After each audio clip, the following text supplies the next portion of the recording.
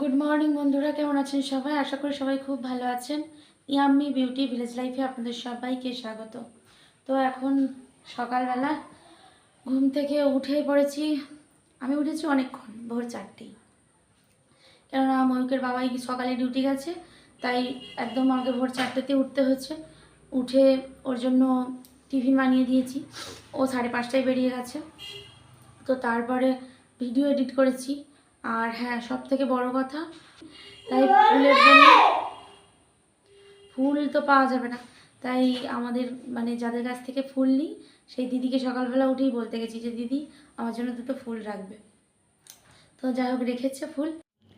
তারপর সকালের সমস্ত বাসি কাজ কমপ্লিট করে নিচের ঘরের কাজকর্ম কমপ্লিট করে এখন রান্না বসিয়ে দিয়েছি।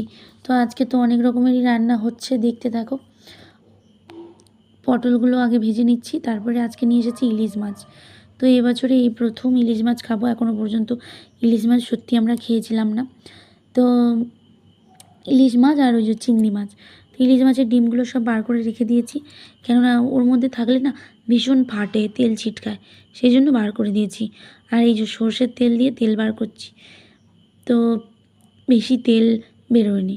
আর এটা হচ্ছে যে কুমড়ো পুঁই শাক হচ্ছে চিংড়ি মাছ দিয়ে হবে। তো এই যে চিংড়ি মাছটা ভেজে নেব, মাছটা ভাজা হয়ে গেলে চিংড়ি মাছটা ভেজে নেব, আর ডিমগুলোও ভেজে নেব। তো এই হচ্ছে আমাদের আজকে দারুণ টেস্টি লাঞ্চের মেনু আছে। তো এই মাছটা ভাজা হয়ে গেল, এবার তুলে নেব। কতটা তেল বার করেছি দেখেছো? সবাই তেলটা পছন্দ করি তো তাই। তারপরে এই যে কচু আলু বেগুন দিয়ে হবে ইলিশ মাছের তরকারি। আমরা ভাজা পছন্দ করি, আমার শাশুড়ি মা আবার তরকারি পছন্দ করে। তো ওনার জন্যই হচ্ছে ইলিশ মাছ আলু বেগুন কচু দিয়ে সর্ষে বাটা দিয়ে তরকারি। তো এই যে এতটা তেল বার করেছি। আর এই যে মাছ ভাজা, মাছের ডিম ভাজা। দেখতে থাকো আজকের আমাদের লাঞ্চ মেনু। কুমড়ো পুঁই শাক আর এই যে আলু বেগুন দিয়ে কচু দিয়ে 1 পিস ইলিশ মাছ দিয়ে তরকারি। তারপরে এটা হচ্ছে মুগের ডাল, আর আছে পেঁপে ভাজা আর পটল ভাজা। এই হচ্ছে আজকে আমাদের লাঞ্চ মেনু। তো তারপরে ময়ূরকে স্কুলের গাড়িতে তুলে দিয়ে এলাম। প্রচণ্ড বৃষ্টি হচ্ছিলো, ভেবেছিলাম ছেলেকে তো মনে হয় স্কুলে পাঠাতেই পারবো না। তারপর 10টার দিকে দেখলাম বৃষ্টিটা বন্ধ হয়েছে, গুঁড়ি গুঁড়ি বৃষ্টি পড়ছিল, কিছুতেই তো স্কুলে যাবে না। জোর করে গাড়িতে দিয়ে এলাম। ও না গেলে না প্রচুর অন্যায় করে, সব সময় জল ঘাটবে। আর এই দেখতে পাচ্ছ গামলা ভর্তি করে, কদিন বৃষ্টি হচ্ছিল তো কাচতে পারিনি, সব রেখে দিয়েছি। আজকে সব কাচবো। আর এই যে আজকে ভালো করে ঘরটাকে পরিষ্কার করতে হবে, প্রচুর ধুলো পড়েছে, অনেক দিন পরিষ্কার করতে পারিনি জানো তো। তো এইখানটা যখন ভিডিও করি না বুঝতে পারিনি, লাইট জ্বলছে টিউবলাইট, কিন্তু এরকম অন্ধকার হবে বলে না বুঝতে পেরেছিলাম না। আর এই ডিজাইনগুলোর মধ্যে এত ধুলো পড়েছে না, কি বলবো। তারপর ড্রেসিং টেবিলটা মুছে নিচ্ছি। আর ভুল হয়ে গেছে, কলিংটা নিচের ঘরে রয়ে গেছে। তো আর আমি এখন নিচে নামবো না, ভালো লাগছে না আমার নিচে নামতে, প্রচণ্ড কষ্ট হচ্ছে। 2 ঘন্টা শুয়েছিলাম জানো তো, তারপরে উঠে এই কাজ করতে শুরু করেছি। আজকে আমি ব্যথার ওষুধ খাইনি, ব্যথার ওষুধ প্রত্যেক দিন খেতে ডাক্তার বারণ করেছে, আর ক্যালসিয়ামের ওষুধটা বলেছে 1 মাস ছাড়া খেতে। তো ব্যথা তো আমার প্রচুর হচ্ছে, প্রচুর, আমি ব্যথায় না নড়তে পারছি না, এরকম অবস্থা। তো আর এই ডিজাইনগুলো কি বলবো, কি করে যে পরিষ্কার করব ভগবান জানে, ধুলো ঢুকে আছে একবারে, মনে হচ্ছে সার্ফ জল দিয়ে একবার ধুয়ে নিই। তো তারপরে এই টেবিলটা পরিষ্কার করে নিচ্ছি। টেবিলে তো কি বলবো, যত রাজ্যের এক্ষুনি পরিষ্কার করবো, একটু পরেই দেখবো আবার নোংরা ভর্তি। এই হচ্ছে আমার দস্যি ছেলের কাজ কারবার। তো কিছু করার নেই, আমি পরিষ্কার করব আর ও নোংরা করবে, এটাই হচ্ছে মেন প্রবলেম। আর আমার তো যেহেতু আমি অসুস্থ মানুষ, আমার তো কষ্টের শেষ নেই। তো এই জ্বালা এই জ্বলছি আর কি। তো তারপরে এক এক করে সব পরিষ্কার করি।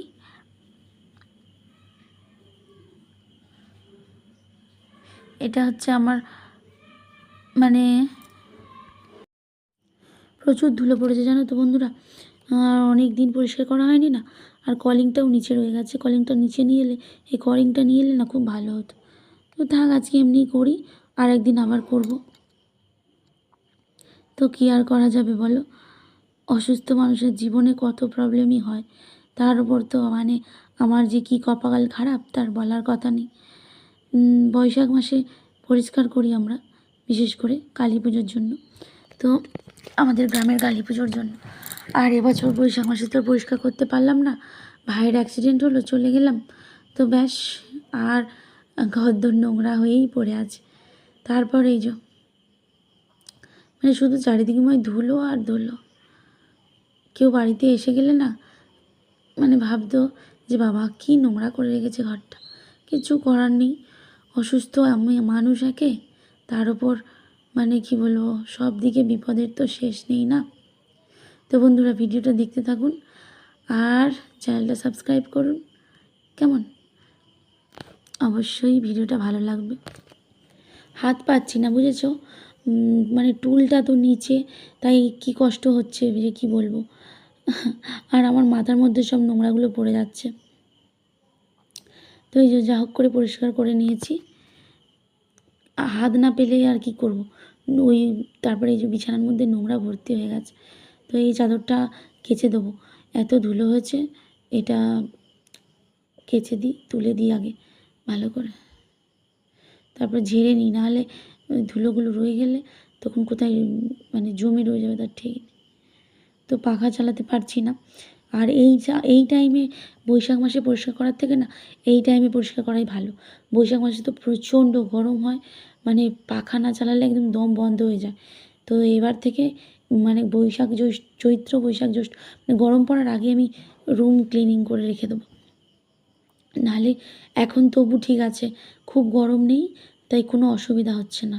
নাহলে উফ, আবার একটা এই চাদরটা পেতে দিচ্ছি, কী যে কষ্ট হতো না কি বলবো সত্যিকার। তো এবার আমি মানে পরিষ্কার করছি আর মনে মনে করছি যে একদম গরম পড়ার আগেই আমি ভালো করে রুম ক্লিনিং করে রেখে দেবো, যাতে ওই বৈশাখ মাসে কালী পুজোর সময় আমাকে আর না পরিষ্কার করতে হয়। কেন এত গরম, উফ, তখন তো মানে দম বন্ধ হয়ে যাওয়ার জোগাড়। আমি খুব কষ্ট হয় সত্যি। তো কী আর করবো, এবার থেকে ভেবেছি এরকমই করবো। তো এই যে বিছানাটা গুছিয়ে নিয়েছি,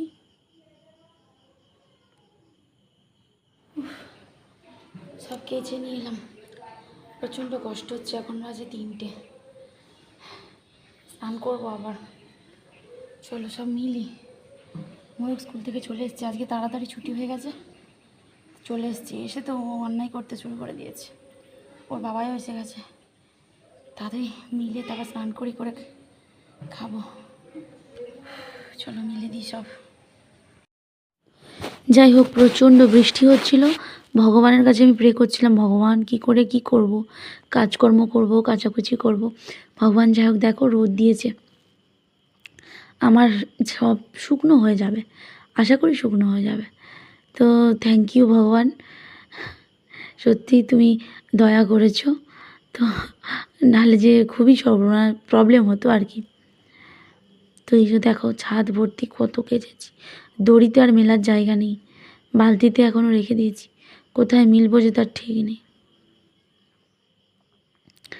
যা ছিল। তো তারপরে এই দেখো বন্ধুরা, নিচে চলে এসেছি স্নান করে খেতে। এসে দেখছি বৃষ্টির চোটে একটা এই গোলাপটা হয়েছিল ভেঙে গেছে। যা, ওই গোলাপটা তো পুরানো হয়ে গেছে, ওটা কেটে দিতেই হবে।